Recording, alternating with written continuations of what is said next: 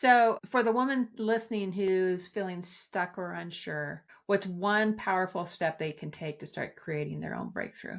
Besides buying your book that's Right? coming out in 2 weeks.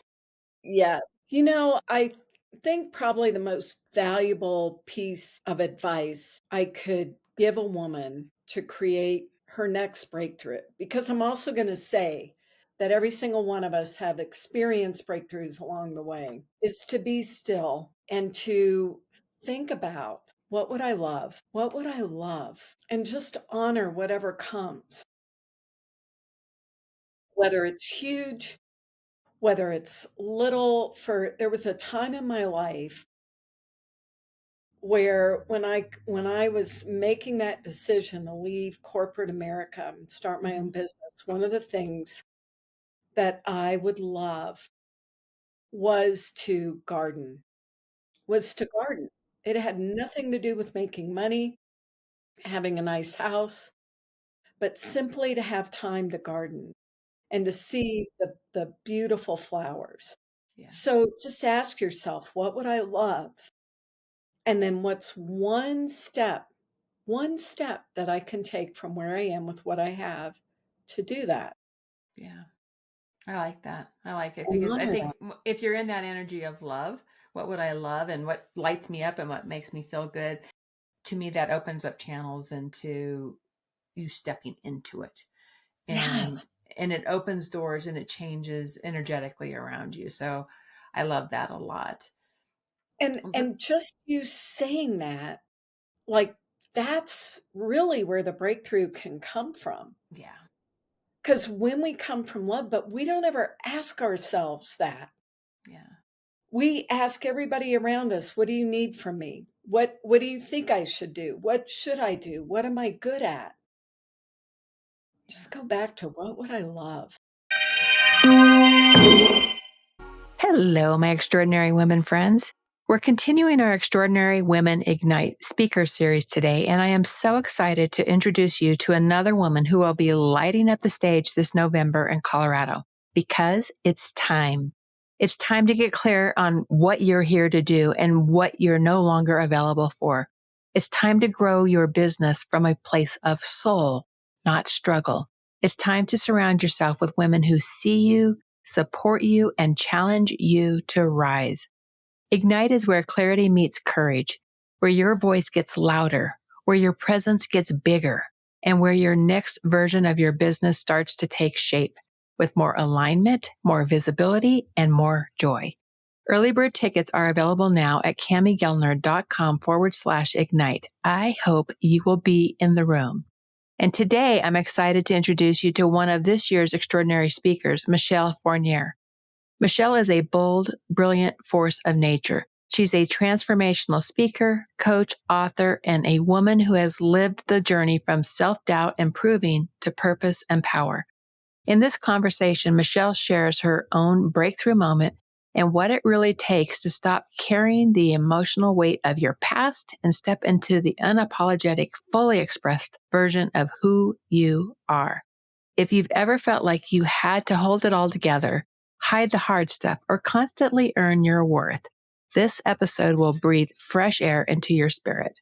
Let's meet Michelle. Welcome to Extraordinary Women Radio, Michelle. I am so excited to have you with us today.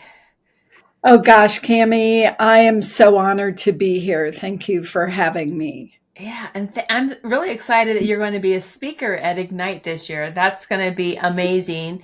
And we'll dive into later on what you're going to be talking about. But I'm thrilled to have you and our wonderful, wonderful group of speakers that we're going to have at Ignite this year in November.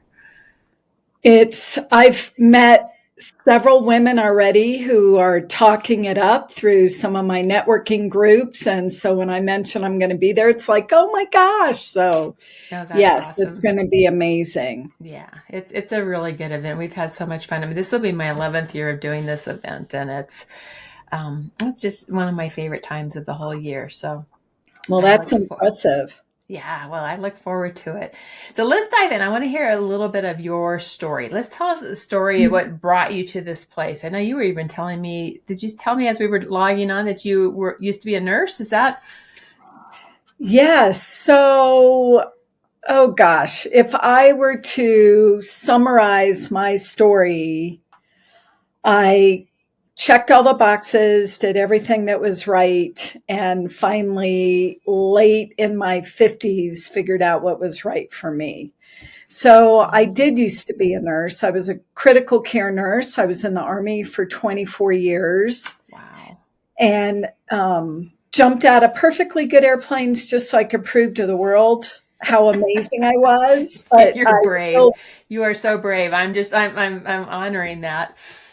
well, I was naive. There's a whole story behind that. When I tried out for it and made the cut, but I didn't know what it was. And I had no Mhm. clue that jump school meant I was going to jump out of perfectly good airplanes. So I am a testament to God takes care of the innocent, the fools, and that you don't have to know how to do something to do it. Ah, I love it. I love it. And so, how did you find your way through all of that to doing the work you're doing today? Well, I like to say, I joined ROTC because of a cute guy named Kevin. And so ended up in the Army for 24 years. And then I got out of the Army because of a cute guy named Jonathan.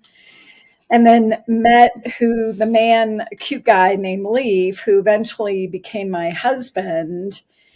And it really, in navigating and looking outside of myself for permission for what it was that I thought I wanted to do, Mm-hmm. I ended up coming back to my core and my intuition, Mm-hmm. which was I knew when I was 10 years old, I wanted to be a teacher. But a Mm-hmm. teacher back then meant wearing high heels and a skirt and writing on a chalkboard.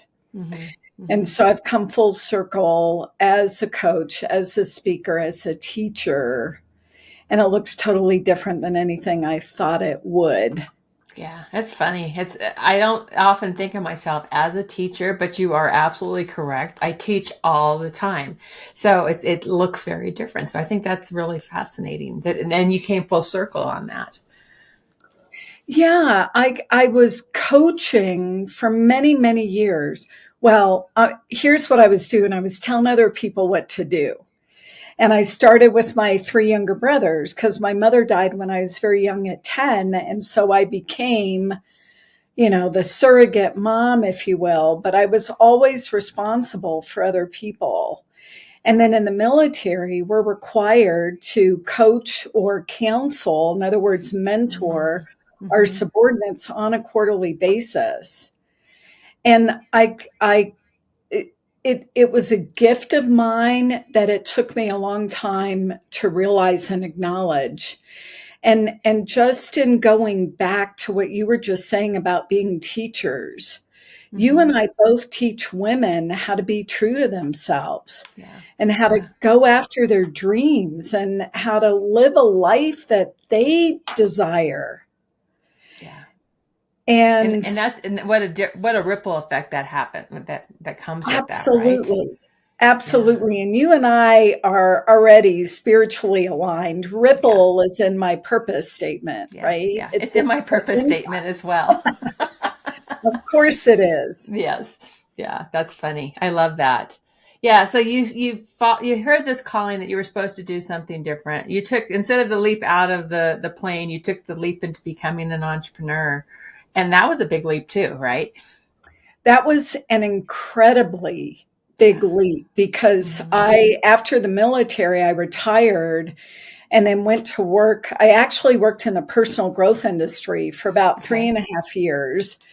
And I was being paid about $30,000 a year Mhm. to mentor, to coach, to be a facilitator. And the only Mhm. reason I could afford to work for the company was because I had my military pension.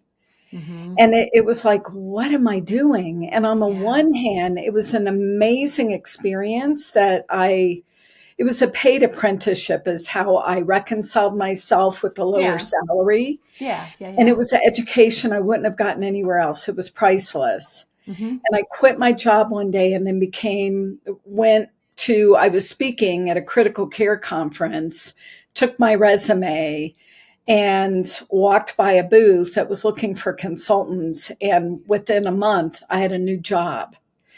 And so I was coaching, right? And working my way up in corporate America. Mm-hmm. I had a lot of money, but I had no time freedom.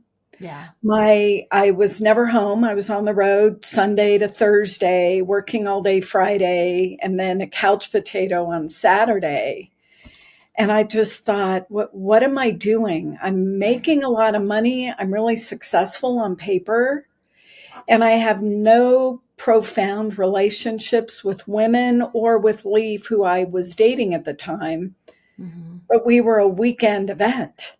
Right. Right. And so I quit. I quit my job. I have a history of quitting my jobs without knowing what I'm going to do next. Mm-hmm. Mm-hmm. And by clearing that space, I I discovered a company and a coaching certification. I already had a couple certifications in coaching at the time, but it really resonated with me. And they Right. gave me the hope and the foundation Mm-hmm. for going out on my own. And I had no clue. And Leaf would ask me, where do you have a business plan? Well, yeah, I'm going to coach. I'm going to get clients. He goes, where's it written down? I'm like, oh, honey, it's not written down. And he goes, you think you can do this out of the woo woo? And I'm like, yeah. So I did, because I didn't know that I couldn't.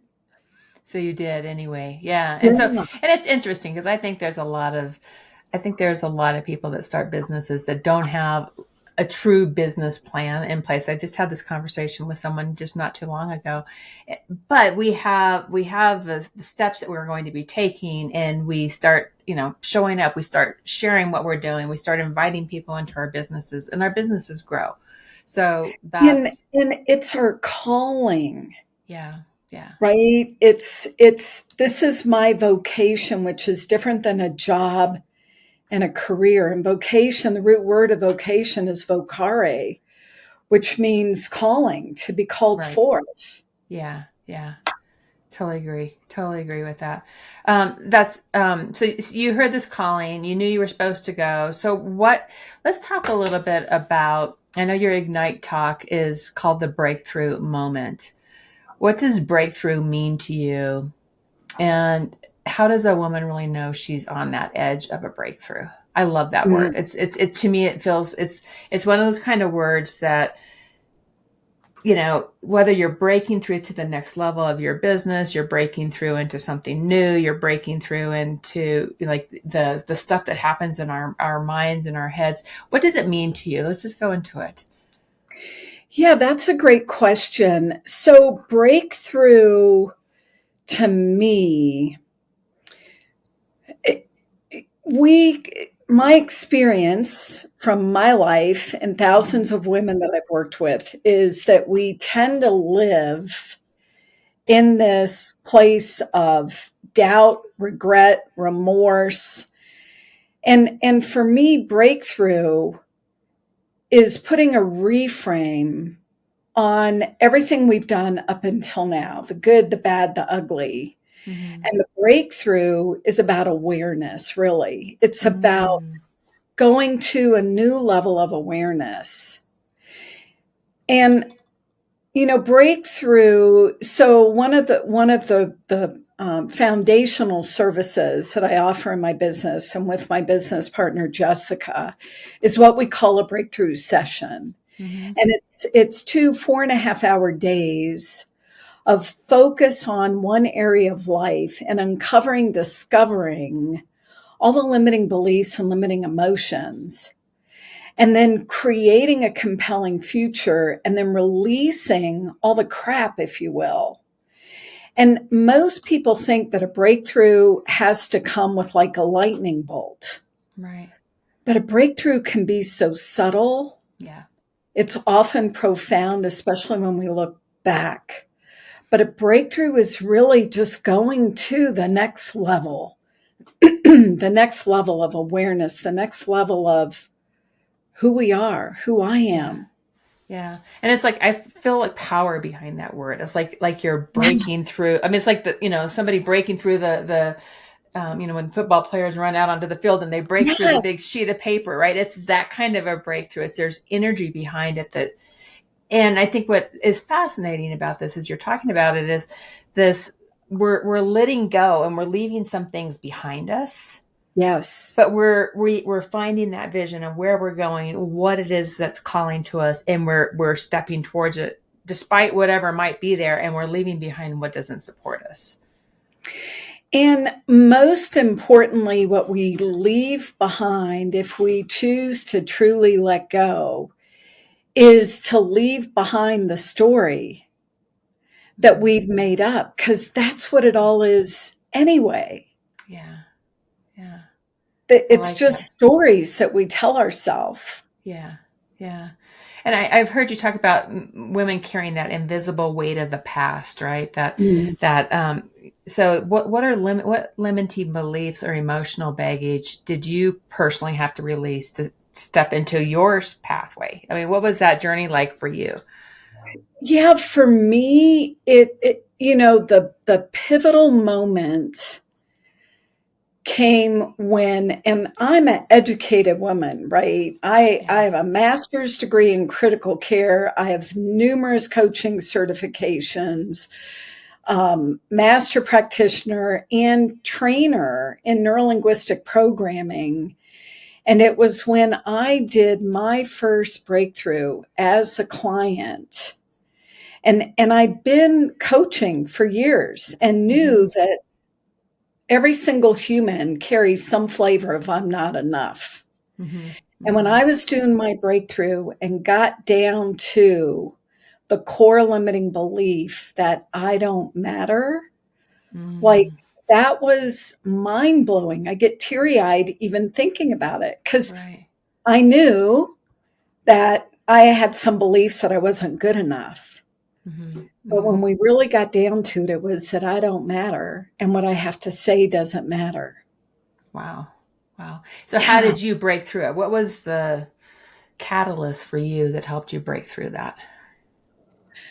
Well, first, just the awareness. Right, exactly. That here I was so accomplished on paper, right, in the world. I could give you 100 people who would tell you what a badass I was. But deep down, the belief that I had was, I don't matter. Wow. And so with that awareness, then I started doing the release work around that and the simple reframes and realizing catching that yourself in the moment with it and then reframing. Yeah. One of the easiest tools that people can use, that women can use, is notice what you're noticing. Just notice that thought, I don't matter, or whatever the thought is, but notice it from a place of observer, without judgment, without any blame, making it right or wrong, just noticing. Yeah. And then in that moment, realizing it's simply a thought. So if I have that thought and I'm the creator of my thoughts, I can create another thought. And even a simple question is to ask, is that true? And this comes from Byron Katie, right? When we have these thoughts, to question, is that true? Right. And then to begin to look for evidence of its not truth, if you will. Exactly. So in other words, for me to start looking for evidence of I do matter. Yeah. So daily practice, an hourly practice, what does that look like? Yes, all of the above. Exactly. All of the above. Right. Yeah. And this, I think this is one of the biggest misperceptions or myths about personal growth work, is that people think, okay, I did that, and so I should be good. But we eat several times a day. We brush our teeth more than once a week. We take a shower more than once a week. So we've got to do these practices over and over again, because what happens is that I don't matter was running unconsciously from when I was way little. And so when that runs over and over again, it literally creates neurology. So to create new neurology, you have to run a new pattern over and Yeah. over again. Yeah. Yeah. It's so fascinating. I'm so fascinated with what happens in our mind and our brains. And it's, to me, I feel like that is the shift. And the more that we can start to learn to catch things when they're happening and Yes. change those patterns that continue over and over again, um, the lightness that comes with that is really powerful. Oh my God, the freedom. Yeah. Yeah. And again, it doesn't have to be hard. It's simply the awareness. Mm-hmm. Because when we're doing things unconsciously, then we're no longer consciously aware. Yeah. And when we become aware of a pattern, and this works for patterns of success too, right now, I'll Mm-hmm. talk about the limit. When we're aware of a pattern of limitation, we become consciously aware. Now we can make a different choice. Mm. And for the same thing, when we become consciously aware of our patterns of success, Mm-hmm. then we can do that over and over again. Yeah. I like that. I like that is to look at it even at the next level, is that those patterns of success can become very automatic if we are practicing them over and over. Yes. Yeah. Well, they only become What automatic. give us an example of a practice of success? So, and this is, actually, I have a book coming out in a couple of weeks, and it's Ooh. called Wow. And I should have had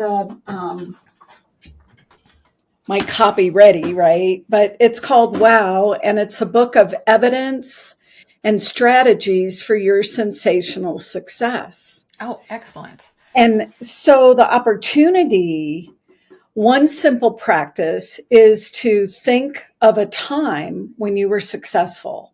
Mm-hmm. And this can be, so the example, one of the examples I use in the book is when I went to jump school, right? But it could be like maybe you won the spelling bee when you were a little girl. It doesn't Mm-hmm. matter whether it's big or little, it doesn't matter. Something that you um, identify and define as a success. Mm-hmm. And then you want to look at what did you draw forth from yourself that you created that success? Yeah. Because so much of the time we give credit to the outside world, but we did it. Yeah. So what did, so for me, mine always is like I made a decision I was going to go, Mm-hmm. right? I made a Mm-hmm. decision I was going to stay once I figured out we were jumping out of perfectly good airplanes, right? I showed up every day. I did what I was told to do. I role modeled, I Yeah. mentored, I Yeah. asked for support. And so these become my strategies, if you will, for success. Because if it worked for me here, it's going to work in my relationships and my business. Yeah. And You then, know, what one of the things I do is with my clients is, so I have a background with appreciative inquiry where we're bringing out the stories of success and we're evaluating those stories. So it's right in line with that, right? It's yes, like it's like go back and think of the times when you've been most successful and consider what it was about you at that time that made that work. And then we get other people to tell those stories and when they've seen them at their best. And you start pulling yes, forward these themes, and the themes can be so powerful. So I love that that's one of your practices. I think what's popping up for me, that's one of the things that I did several years ago. I got nominated to be to the Colorado Women's Chamber Top 25 Most Powerful Women, and I got nominated, and then I got part of the 2020 class that got inducted into that group. And there was all these people that nominated me, and they wrote these most amazing letters and literally brought tears to my eyes. And I have it, and I go back to that, on a yes. day that I'm having a bad day, and read what people wrote. um and it's like such a gift to have something like that, and like what I often tell my clients with those interview guides that they send out to people when they get their stories back and they're hearing times of of what was it that happened for you when, and it's just it's so powerful when that happens, when you have that kind of a reflection point. It is powerful, right? If you're willing to let it in. Yeah, that's true. And because you reconnect with you, with who you really are. Mm-hmm. And then to take that a step further, and what's so powerful about that, I'm going to suggest, Cami, is that you were feeling whatever was going on in that moment, the power, the empowerment, the confidence. Mm-hmm. Yeah. And then whatever you're feeling when you read that, to be acknowledged by another person. Yeah. Yeah. And so then when you feel that, your unconscious mind doesn't know the difference between it being real right now or it being a memory or being fantasy or made up. And so you can tap into that feeling and move forward, take the amazingness, the expansiveness, the love, the cherish, the respect, the empowerment from that experience, and then move forward into your next one. Yeah, I love that. And it's a good reminder for me, just because it's one of those things that, again, it was like one of the most powerful moments of my life. I mean, like, just such an extraordinary moment to be able to experience, right? And to be able to go back to that moment and feel like, what did that feel like? And to be able to bring that forward. And we all have stories like that we can bring forward. Everybody. Yeah. And the amazing thing about that story is that it was your nomination was a culmination. Mm-hmm. No, it definitely was a culmination of life experiences that had led up to that point, and people that, different touch points with people throughout my career and my life. So I like that. And I would encourage any of our listeners who are, have somebody write up something that you can actually have in paper for you, right? That you can really have for you, that you can tap in. That will definitely help you. So, Michelle, you've said that real transformation happens when we stop explaining ourselves. What did you have to unlearn in order to start showing up unapologetically? Well, I think you just hit the nail on the head. I had to learn to quit apologizing. Yeah. To quit saying, I'm sorry. Yeah. And I had learned that at a very young age and carried it with me, if you will. Like, my dad would get very moody, upset, whatever. And we'd be walking on eggshells. And so I so can relate to that. Yes. I'm sorry. What did I do wrong? Mm-hmm, mm-hmm. I think the two things that I had to unlearn was to quit apologizing because I hadn't done anything wrong. Yeah. And to quit thinking that I had done something wrong. Okay. And that ran deep, because there were, even to this day, there are times where I'll go back there really quickly, like, what did I do wrong? It's like, isn't it amazing, some of the old patterns that we've got that we can just fall back into, that are just so deep like that. And absolutely. yeah. And so the stop explaining ourselves for you, when you go back to that, okay, I don't have to explain my way out of being apologetic, or why did I do what I did? Just owning who you are, and the choices you make. Here's an example that happened a couple weeks ago, is that I'm going to this training in October, and a friend of mine is going as well. And she sent me an email and said, hey, do you want to get an Airbnb, or do you want to get a hotel together? And I'm like, I don't want to stay with you. So it took me a day to write the email. The email that said, hey, I won't be staying with you this trip. Not all the reasons why not. Right. Right? Like, Yeah. It's so simple and still do it today. Yeah. Like, Yeah. no. Yeah. Yes. I'm making a different choice and Yes. just going with it. Yeah. Yeah. And just And it owning doesn't that. mean anything about you or anything about me. Right, exactly. And I think that's a really good lesson as well, because we often are so concerned about how we're going to, approach any given circumstance. And if we're just speaking from our truth, right? That gives us a pathway, but there's strength in that. There's so much strength in that. And what comes to me when you're saying that, Cami, is that so many of us, for me as a little girl, I quit speaking my truth.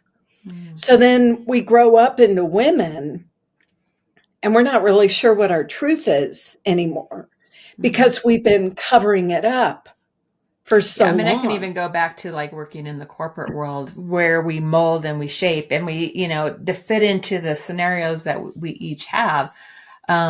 We lose our truth in that. And I think that's what you're talking about is like we lose our truth through different circumstances in our life. And the more we And can come people, back to our truth, right? There's great strength in that. and when we listen to our truth Mm-hmm. with a capital T, which is our intuition, Yeah. because for me, I became who I thought I had to be to get approval.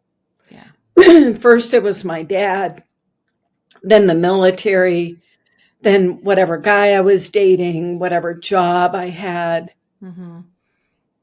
And I started when I was really young. And I, like starting with when I was asked, what do you want to be when you grow up? And I was like, I want to be a teacher. Right. Now, this 11-year-old had a vision of what that meant, Mm-hmm.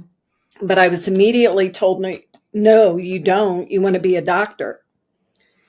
And Mm. so then I, and, and the rest of that was, no, you don't. You want to be a doctor. So when you grow up, you get married, you have 4 kids, and he leaves you, then you'll be able to take care of your kids. Oh my gosh. Now, whose story was this? This was Oh my my dad's story. gosh. He had 4 kids Yeah. and my mom left. But once I'm told no, after no, after no, then what do we make up when we're little girls? We make up, I must be wrong. I Mm. don't know what's good for me. I don't know what I want. Let me get clues from the outside world. Yeah. So I Yeah. shut off my intuition for decades. Yeah. Yeah. And I then never coming thought I back to was it. intuitive. Yeah. That's so funny. The intuition piece that is such an important part of our knowing is, especially as women, I think that's that intuition that we each have, and bringing that to life is another one of those success factors that, that helps us break through is by listening and finding that pathway. Absolutely. Going with the knowing that comes from our soul and our heart and not the intellectual knowing. Yeah. Yeah, absolutely. So, for the woman listening who's feeling stuck or unsure, what's one powerful step they can take to start creating their own breakthrough? Besides buying your book Oh, that's coming right? out in 2 weeks. Yeah. Um, I think probably the most valuable piece of advice I could give a woman to create her next breakthrough, because I'm also going to say that every single one of us have experienced breakthroughs along the way, Mm-hmm. is to be still and to think about, what would I love? What would I love? And just honor whatever comes, Mm. whether it's huge, whether it's little. There was a time in my life where when I was making that decision to leave corporate America and start my own Mm-hmm. business, one of the things that I would love was to garden, was to Mm. garden. It had Mm-hmm. nothing to do with making money. having a nice house, but simply to have time to garden and to see the beautiful flowers. Yeah. So just ask yourself, what would I love? And then what's one step that I can take from where I am with what I have to do that? Yeah. I like that. I like it And because I honor think that. if you're in that energy of love, what would I love and what lights me up and what makes me feel good, to me, that opens up channels into you stepping into it. And Yes. it opens doors and it changes energetically around you. So I love that a lot. And just you saying that, like, that's really where the breakthrough can come from. Yeah. Because when we come from love, but we don't ever ask ourselves that. Yeah. We ask everybody around us, what do you need from me? What do you think I should do? What should I do? What am I good at? Just go back to what would I love? Yeah. Yeah. I like it. I like it. Okay. So you're going to be talking about this breakthrough moment at Ignite, which is November 6th through 8th in Lakewood, Colorado this year. We're in a Yeah. new venue that's going to be brand new, shiny new. It's a hotel that's getting completely remodeled. So it will be all brand new. And I'm excited to have you there. Why does this breakthrough message matter now more than ever? I think it matters now more than ever because there is so much noise in the world, Mm-hmm. so much noise. And by noise, some of it is chaos, some of it is worldly events, whatever, politics, etc. But it's also, we're in such an environment of social media Yeah. that people are looking on social media and women are thinking, I'm behind. I need to step it up to be like whoever else we're seeing on social media. Mm-hmm. Mm-hmm. And just to break through those thoughts, that noise, that crap, if you Yeah. will. Yeah. Yeah. I so agree with that. And I think we all need that.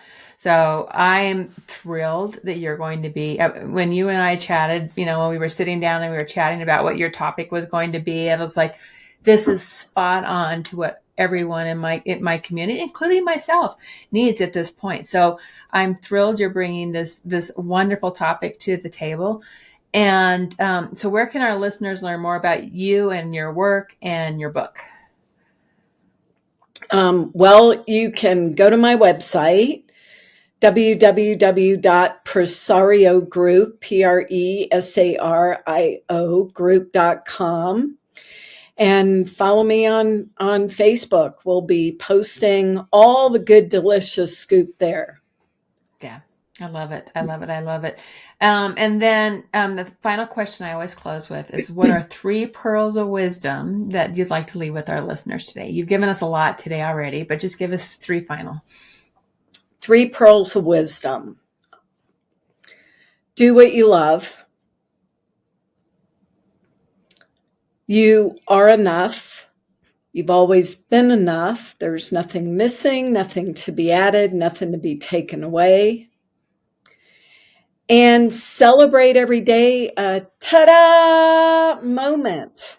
I love it. A ta-da moment. I like it. Look for those moments and celebrate it. This has been so Yes. fun, Michelle. Thank you so much for all your good wisdom. And I can't wait to see you in November. And thanks for joining us. Cami, I'm thrilled and I'm so excited to rock the stage with you in November. Everybody get their tickets if you don't have it yet. That's right. You can grab your ticket at camigellner.com/ignite. And again, it's November 6th through 8th. And we have an amazing lineup of speakers this whole month. We are running a series on all of our speakers at Ignite this year. So come join us. Hope to see you there. Thanks so much, Michelle. It's been great having this conversation with you. Thank you.